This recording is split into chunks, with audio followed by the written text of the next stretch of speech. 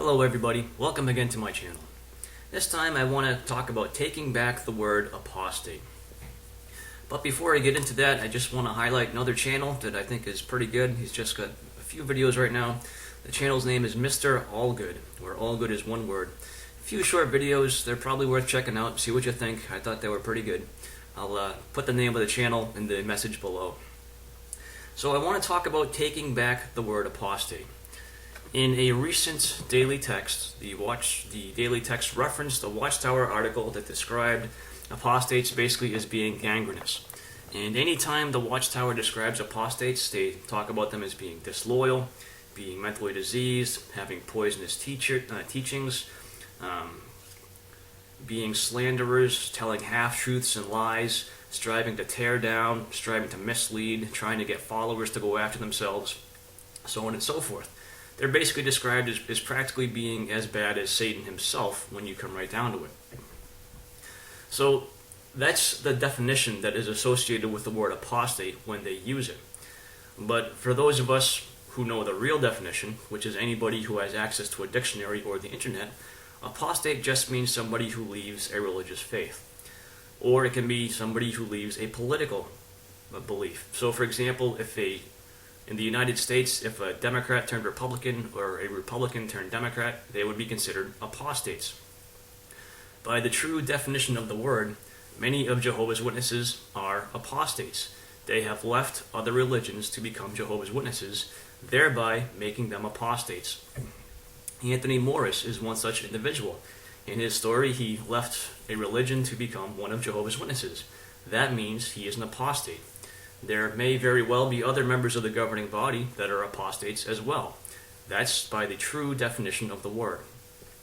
So applying their counsel to avoid anything from apostates would mean necessarily you would have to avoid anything that Anthony Morris actually taught, because those are the writings of an apostate.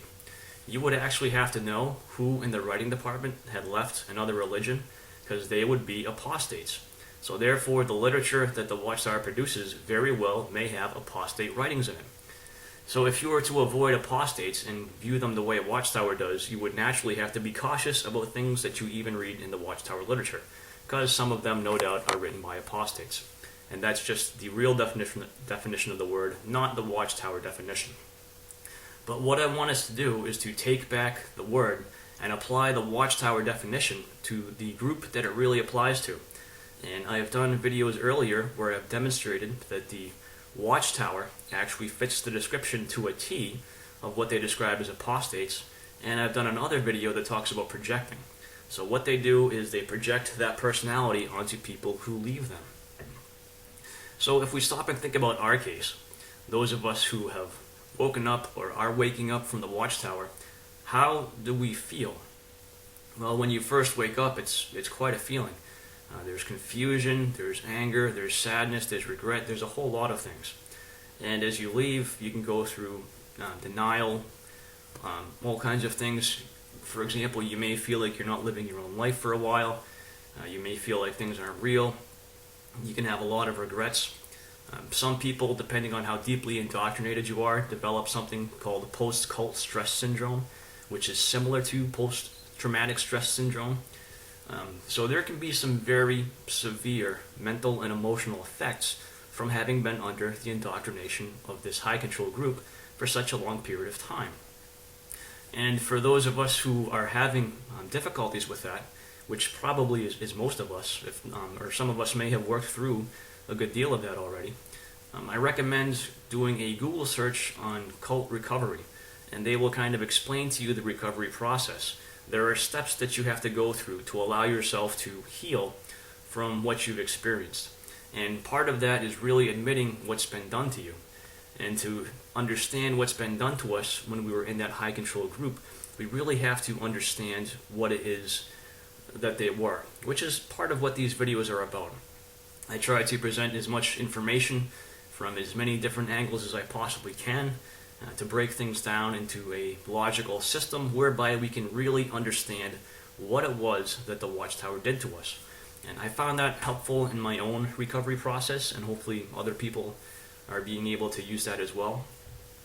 But getting back to what I'm talking about here is the reason we have to go through that recovery process is because of what the group that did that to us actually are. Their teachings were poisonous. If they weren't poisonous, we wouldn't have such a massive effect on us when we woke up from what they were doing. They're gangrenous. There's no way to fix those things without completely removing them. Gangrene will kill a host if it's not removed. So the Watchtower, therefore, the only way to get beyond that is to remove what's been done to us. Their teachings are disloyal. If you ever disagree with them on something significant, they will no longer have any loyalty to you in any way, shape, or form. All they're interested in is having followers after themselves. There's been a number of experiences of people that have had trials for apostasy, and the most important thing that the brothers conducting the trial were concerned about was whether or not those people believed that the faithful and discreet slave were God's channel of communication. So basically what they're really telling you is the only thing that they care about is whether or not you will follow the governing body as if they are God's direct servants, as if they are speaking for God. And if you say no, well, at that point they begin to slander you, they call you a horrible person, and they consider you to be just about as bad as Satan. So I really don't know how much more disloyal you can get than that, and I really don't know how much more you could be desirous of having followers than that. In fact, if you look at the advice that's given for people conducting Bible studies, they want to get the Bible studies to the Kingdom Hall as soon as possible. And the reason for that is because the love bombing happens at the Kingdom Hall. So before people start to actually rationally analyze what they're being taught, when they get this massive amount of love bombing and they get more repeated instruction about the same exact thing, well, this is when the teachings begin to sink in and to become reality. And this is not to bring people to Christ, it is to bring people to the governing body. So that is basically the structure of Watchtower. That's why their definition of apostate fits them better than anything else. And those of us who have been Jehovah's Witnesses, we're hurt when we're referred to in that manner by the very group of people that did that to us. And that's purposeful. They have no interest in helping us to heal or feel better. They just want to continue the abuse in any way, shape, or form that they can. However, we have the ability to not allow them to do that. So when we hear them talking about apostates, we want to keep in mind for ourselves that the group of people they're talking about are themselves.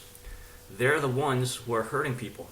They're the ones with poisonous, disloyal teachings. They're the ones who are interested in having followers go after themselves. We are not. So we can keep that in mind for ourselves every time we hear or read or see something. But also, too, we can even begin to refer to the Watchtower as apostates, because they fit their definition of apostasy a lot better than the vast majority of us ever possibly could. And this can possibly help us in our healing process. We realize that we are not the way they describe us. That's not us, that's them. And we can realize that they have to do that because they lack sufficient maturity to address any of the real issues in their organization in a productive or healthy way.